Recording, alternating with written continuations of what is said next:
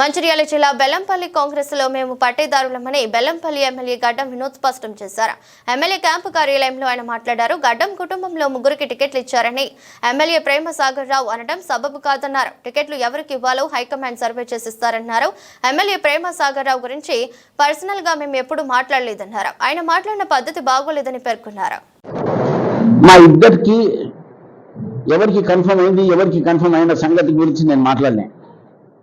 ఒక మాట చెప్తున్నా, హైకమాండ్లో ఏం డిసైడ్ చేస్తారో వాళ్ళే డిసైడ్ చేస్తారు. ఒకటి ఏంటంటే నేనైనా కానీ మా తమ్ముడైనా కానీ మా క్లెయిమ్ ఏముందంటే మేము వెంకటస్వామి సాబ్ పెద్ద కొడుకులం చిన్న కొడుకులం. నాకున్న సీనియారిటీ గురించి నా ఆవేదన నేను చెప్పుకున్నా, మా తమ్ముడు ఆయన ఆవేదన ఆయన చెప్పుకున్నాడు. పార్టీ హైకమాండ్కు వాళ్ళకి ఇచ్చిన గైడ్ లైన్స్ ప్రకారంగానే వాళ్ళు ఏం డిసైడ్ చేసినా ఓకే అన్నాం. ఇక దీంట్లో ప్రేమ్ సాగర్కి మేము ఇబ్బంది ఏం పెట్టామండి? ఇప్పుడు ఆయన క్లెయిమ్ చేసుకున్నా కదా, నేనేం చేయలేదు కదా. నేను నీకు అలా వద్దా అని కూడా ఎప్పుడు అనలే కదా.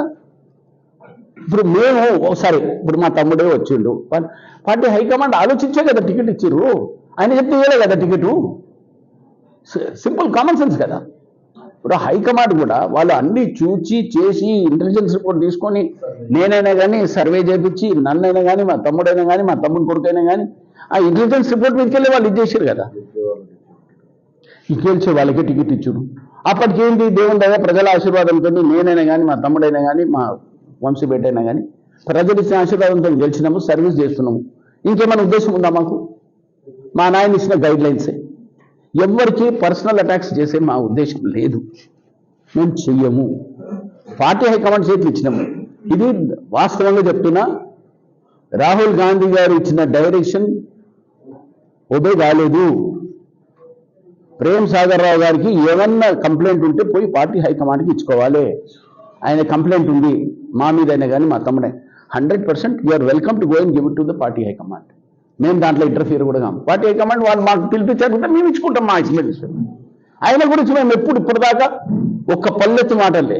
ఇవాళ ఆయన అన్నాడు ముగ్గురికి ఉండాలి ఒక కుటుంబంలోని. మేము ఏం చేసినామండి? ప్రజలకు ఏమైనా దోఖ చేసినామా? ప్రజలు ఇబ్బంది పెట్టినామా? జనాలకు బాధ పెట్టడానికి వచ్చినామా?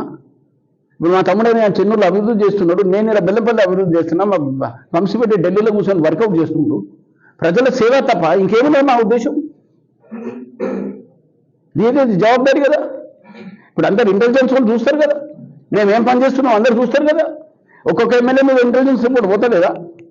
ఆ ఇంటెలిజెన్స్ రిపోర్ట్ మీదకి వెళ్ళి దాన్ని హైకమాండ్ 100% చూచి జవాబు ఇస్తుంది.